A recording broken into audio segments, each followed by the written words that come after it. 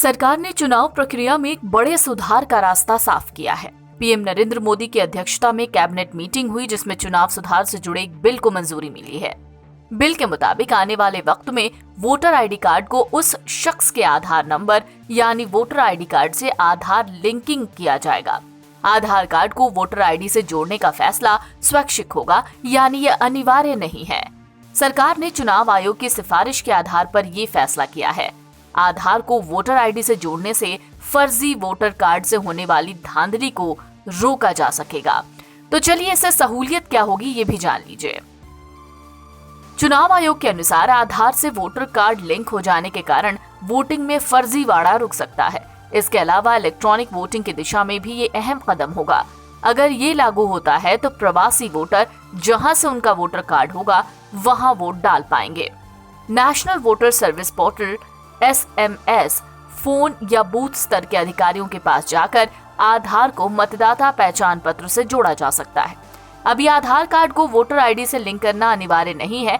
आधार संख्या का उपयोग केवल मतदाता प्रमाणीकरण के उद्देश्य से किया जाएगा। हालांकि इसका एक और फायदा होगा। अगर मान लेते हैं कि आप 2 जगहों पर रहते हैं और 2 जगहों पर आपका वोटर आईडी कार्ड बना है और आपका नाम वोटर आईडी कार्ड में 2 जगहों पर अंकित है, तो आधार से लिंक होते ही एक ही जगह वोटर लिस्ट में आपका नाम होगा, यानी एक शख्स केवल एक ही जगह अपना वोट दे पाएगा। केंद्र सरकार ने चुनाव सुधार की तरफ ये बेहतरीन कदम उठाने का फैसला किया है और मसौदा विधेयक ड्राफ्ट बिल को मंजूरी दी है। हालांकि विधेयक में ये भी साफ किया गया है कि दोनों कार्ड को लिंक करना जरूरी नहीं है। हालांकि चुनाव आयोग काफी लंबे समय से इस प्रक्रिया की मांग करता रहा है। 2019 के अगस्त महीने में चुनाव आयोग की तरफ से कानून मंत्रालय के सचिव को एक चिट्ठी लिखी गई थी। इस चिट्ठी में जनप्रतिनिधित्व कानून 1950 और आधार अधिनियम में संशोधन के लिए प्रस्ताव की बात लिखी गई थी।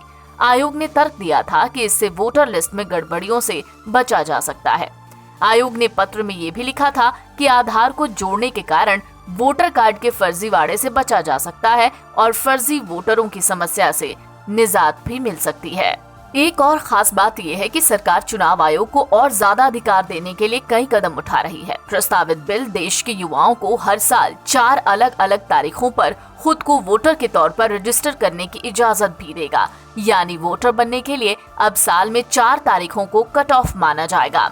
अब तक हर साल 1 जनवरी या उससे पहले 18 साल के होने वाले युवाओं को ही वोटर के तौर पर रजिस्टर किए जाने की इजाजत है। NBT ऑनलाइन की रिपोर्ट।